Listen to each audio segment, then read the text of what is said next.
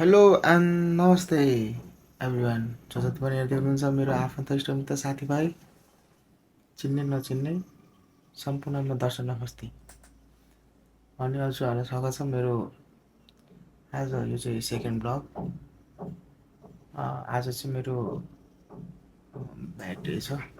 अब चाहिँ भर्खर उठेँ म। अब चाहिँ प्री मिल बनाएर मस्त अलिकति पावर चाहियो नि त, त्यसो प्री मिल बनाएर टक्क जिमतिर लाग्छु। अनि अब यो ओट्स खान्छु अनि त्यहाँ जिम जान्छु म।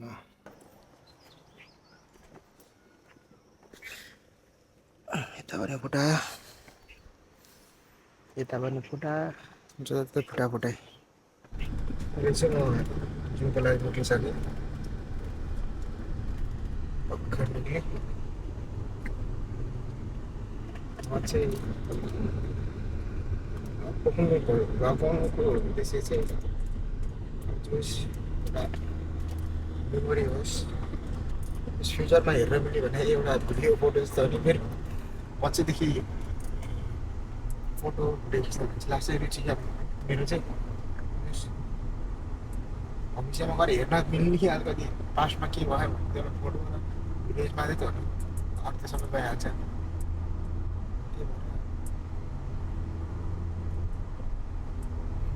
थाहा तर अड फिल हुँदैछ सुरु गरेर थाहा भएन, तर एकदम गाह्रो चाहिँ गाह्रो लाग्दैछ। के सोच्दा अरूले के भन्ला के नहोला नगर गरौँ जस्तो लाग्यो। अब यस्तै गरिदिनु जेसुकै होस् भनेर नलागिआयो। जो जतिले नै हेर्दै हुनुहुन्छ हजुरहरूलाई अझै जिममै जानु, अन्डा सन्डै खानु, अब यत्रो प्रोटिन खानुपर्छ, खर्च गर्नुपर्छ भन्ने चाहिँ होइन कि, तर सबैजना फिट हुनुपर्छ भन्ने चाहिँ सन्देश दिउँ भन्ने चाहिँ म लाइफले बनाएको मान्छे। मेरो के भन्छ अरे,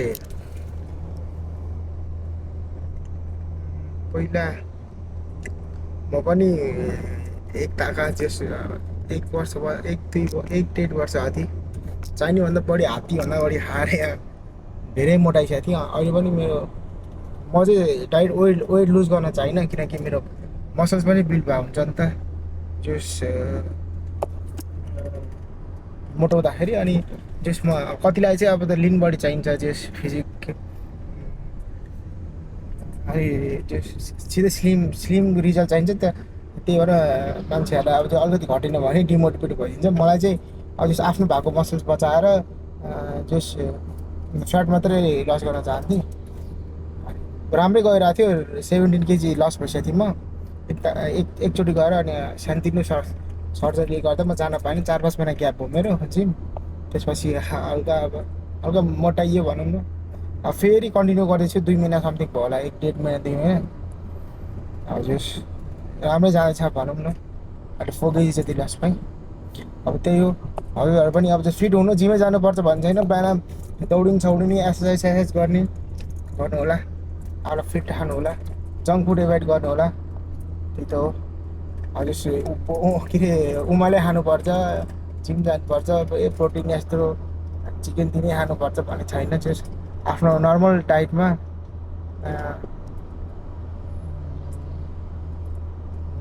जस्तो जङ्क फुड नखाएर एक्सर्साइज गर्नुहोस्, त्यही भन्न चाहन्छु। फेरि म चाहिँ जिम चाहिँ आइपी ठ्याक्कै, तर लेन्स चाहिँ त्यो एउटाभन्दा ल्याउन बिर्सिन्छु। फेरि त्यो वाइड लेन्स मात्र बोकेर आएछ। त्यही दिमाग कहिले लेन्स बिर्सिन्छु, कहिले मेमोरी कार्डै बिर्सिन्छु। जिन्दगी दिमाग नि 90 वर्ष बुढा जस्तो भइसक्यो।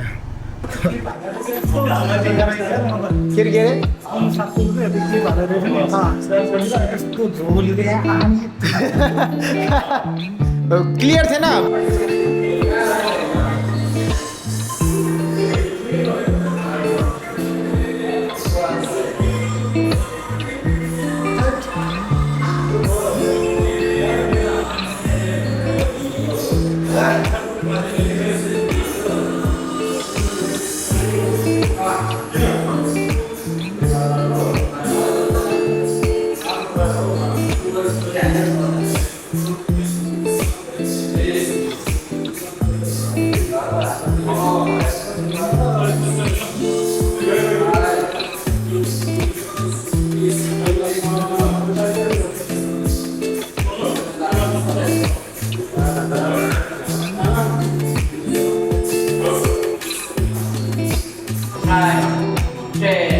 अस्ति नि गाउँ ठाउँ चाहिँ के राम्रो थियो एकचोटि गाएको नि होला त्यो चाहिँ के ठाउँ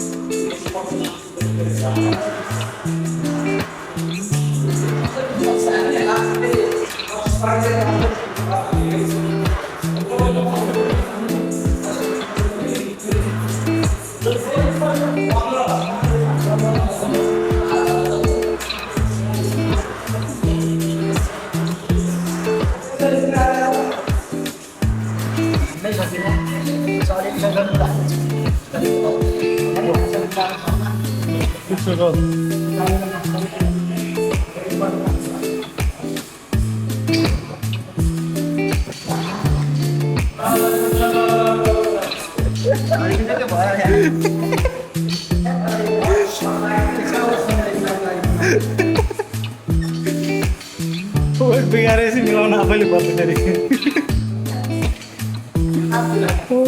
ल उठाउनु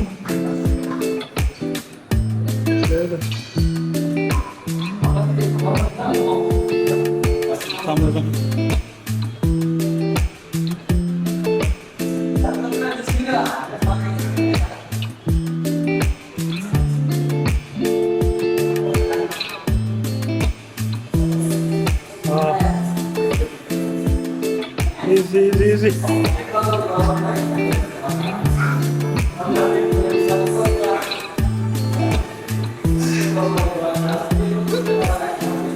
Control. भित्र नै छोड्दिनु मसलको पनि यस्तो हो क्या त्यो रिप चाहिँ राम्रो छ अब राम्रो छ मसल टेन्सिङ गर्नु कपी आउँछ भनेपछि राति पानी बरु आउँछ त उबाट ल्याउनुपर्छ डिस्ट्रिब्युटरबाट ल्याउनुपर्छ एउटा आउँछ त्यो अन पनि कपी आउँछ नि र सबभन्दा बढी कपी आउने नै अन हो तर अन चाहिँ आफूले उता लिएर चाहिँ होइन बौद्धबाट त्यहाँको चाहिँ भन्न सक्दैन डिस्ट्रिब्युटरबाट ल्याउनुपर्छ नक्साबाट बाहिरबाट ल्याएर भन्दैन अनको सबभन्दा हाई आउँथ्यो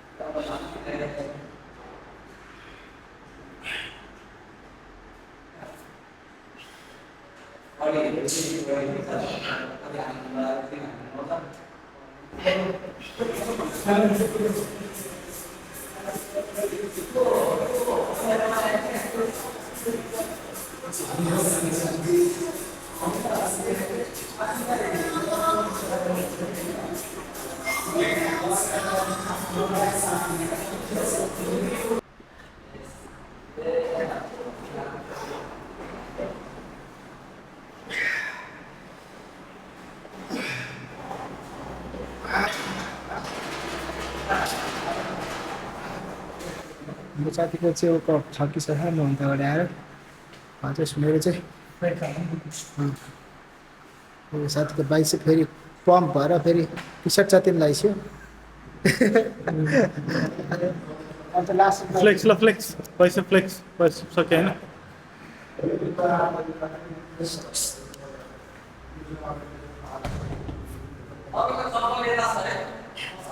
लास्ट सेट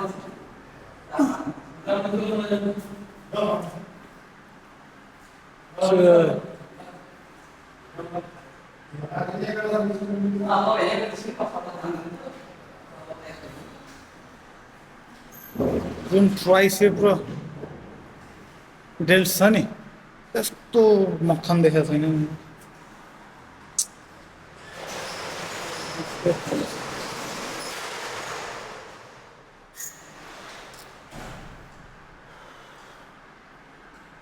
सरी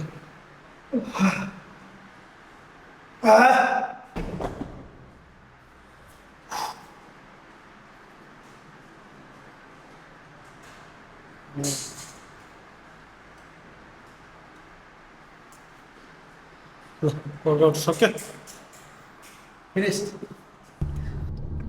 किनकि बहुत गाह्रो फिल भयो चाहिँ आफूलाई चाहिँ कहिलेकाहीँ यस्तै फिल हुन्छ अब जिम गरेपछि धेरैचोटि यस्तो भएको छ 2-4 दिन त कहिले हान्नै नसक्ने अवस्थामा पुगेको छु, हान्नै मन नलाग्ने यस्तो छु। तर आज चाहिँ बडीले साथ दिएन।